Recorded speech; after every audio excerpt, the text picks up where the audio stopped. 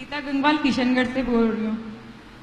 महाराज जी, मेरा प्रश्न ये है कि अगर अपने घर में कोई खुशी आती है तो हम घर में सभी को मिठाई खिलाते हैं और खाते हैं, तब तक मिठाई अच्छी लगती है। मिठाई तभी अच्छी लगती है जब खाने वाले के घर में खुशी हो और जो खा रहा है उसके घर, मतलब उसके मन में भी कोई खुशी हो। लेकिन हमारे समाज में ये विडंबना है कि जब तीये की बैठक होती है वो परिवारजनों के आंखों के आंसू भी नहीं सूखते हैं, उस टाइम घर में 5-5, 6-6 तरीके की मिठाई बनाई जाती है, जिसमें कि और अगर मना करें तो ऐसे बोलते हैं कि सारे सगे संबंधी रिश्तेदार आएंगे तो उनके सामने अच्छा नहीं लगेगा।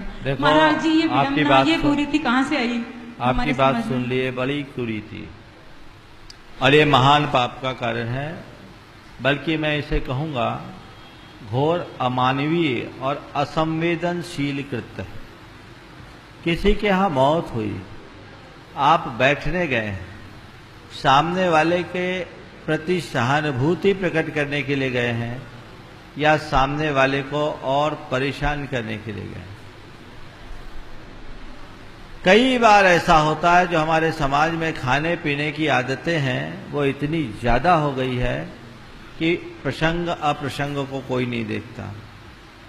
माने किसी के यहाँ मृत्यु हुई, कच्ची मृत्यु हुई है, तो भी सामने वाले को हलवाई बुलाना पड़ता है, मीनू सेट करना पड़ता है केवल आपके आवभगत के लिए। ये बहुत गंदी बात है, ऐसा कभी नहीं करना। मैं तो आप सबसे कहूंगा कि पुराने जमाने में ऐसा होता था कि किसी के यहाँ कोई गमी होती थी, शोक होती थी, तो 12 दिन तक कढ़ाई नहीं चढ़ता था। ये हमारी परिपाटी है।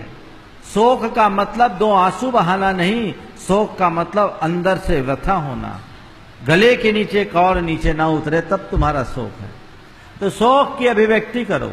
मैं आप सबसे कहना चाहता हूं, अगर किसी के यहां शोक या विपत्ति की घड़ी में बैठने जाओ या मिलने जाओ, एक नियम ले लो आज सब यहां बैठे हुए वे और जो देश भर में इस कार्यक्रम को देख रहे वे, कि ऐसे के घर में जाऊंगा स्थानीय होने पर तो पानी के अलावा उसके घर में कुछ भी नहीं लूंगा, जो कुछ लूंगा अपने घर आकर लूंगा, ताकि सामने वाले को तकलीफ ना हो। ये तो एक सोच की बात है, मानवीय सोच की बात। एक डॉक्टर साहब का अपहरण हो गया और वो बड़े प्रसिद्ध डॉक्टर थे, उनका खुद का अपहरण हुआ और लोग उनके घरों में तांता लग गए संवेदना प्रकट करने के लिए।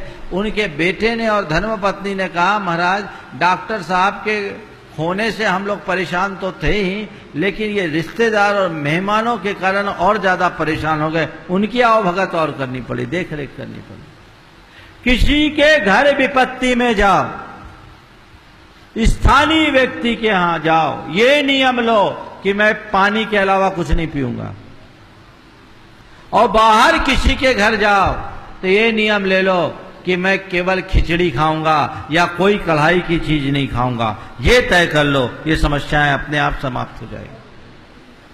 कढ़ाई की कोई चीज नहीं लूंगा। होना तो ये चाहिए कि ऐसे समय में खिचड़ी खाओ, बाहर से आए हो, पेट को आधार देना है, जरूरी है, इतने से काम नहीं चला सकते। यदि तुम्हारा मन शोकाकुल है या तुम शोकाकुल परिवार को सांत्वना देने के लिए गए हो तो तुम उसे सांत्वना दो, उसके लिए राहत दो, उसके लिए आफत मत बनो। ये बड़ी कुरीति क्या मैंने कहा, ये अमानवीयता है। ऐसे कृत्य से बचना चाहिए। ये तो एक प्रकार से किसी के चिते की आंच में अपनी रोटी सेकने जैसा हाल है। अभी आग बुझी नहीं, तिया की बैठक है और इस तरह का कृत्य महान को कृत्य है। जैन समाज एक प्रबुद्ध समाज है, पढ़े लिखे की लोगों की समाज है। जैन समाज को इसकी पहल करना चाहिए और वैयक्तिक स्तर पर इस सब का संकल्प लेना चाहिए कि मैं किसी के घर जाऊंगा जरूर, लेकिन पानी के अलावा कुछ नहीं पीऊंगा, और बाहर जाऊंगा तो कढ़ाई की कोई चीज नहीं खाऊंगा, रोटी सब्जी खा करके अपना काम चला लूंगा, कोई मिठाई नहीं खाऊंगा, सामान्य भोजन करके अपना काम चलाऊंगा। वो भी तब जब मेरे पास अल्टरनेट ना हो, तो अल्टरनेट हो तो मैं और कहीं भी काम चलाऊंगा। तो ये समाज में एक बहुत बड़े बदलाव का आधार बनेगा। नमस्ते गुरु।